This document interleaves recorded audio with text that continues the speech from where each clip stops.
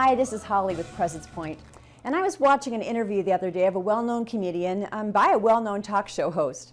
And the talk show host at one point asked the comedian about a belief system he had, the religion that he followed. He'd made it very public that he believed in this certain religion.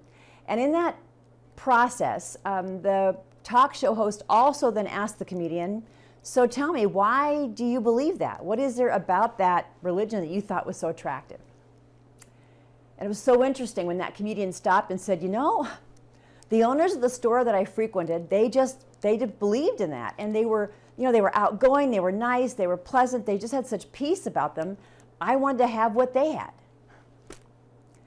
And I thought in that moment, oh my goodness, I know a little bit about that religion, and I know they worship one God, not the God of heaven, a different God, and many prophets. And he has what he thinks brings peace, but in his world he even talked about how he didn't really have peace in other situations. So it's interesting to me how those folks who didn't have the God of the universe, who didn't have the peace that Jesus brings, the peace that passes all understanding, could actually communicate to somebody else how important their religion was to them.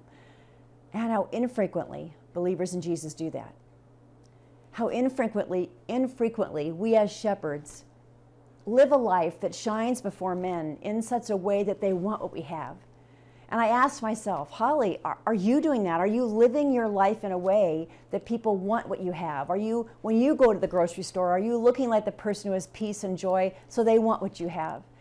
And I was drawn right back to the Sermon on the Mount and right back to what Jesus said in Matthew 5 when he's speaking with his disciples, and he said, you are the light of the world. A city set on a hill cannot be hidden. Nor do people light a lamp and put it under a basket, but on a stand, and it gives light to all in the house. Verse 16 of chapter 5. In the same way, let your light shine before others, so that they may see your good works, and so that they may give glory to your Father who is in heaven. We have a job to do under shepherds, not just a job to lead well and influence properly within our little sphere of folks that we may lead or impact, but we have a job to do with regard to how we represent the Father, how we represent the God of the universe, how we represent the good, great, and chief shepherd. So my hope this week is simply to ask you that question. How are you doing being that light on the hill? Doug and I did a workshop a number of months ago in a local church, and we walked into the restroom of all places, me, not we, walked into the restroom. There was a big poster that had a picture of a salt shaker and a light bulb. And it simply said under it, be these. Be salt, be light. It was simple. 2 words, 2 pictures, I got it.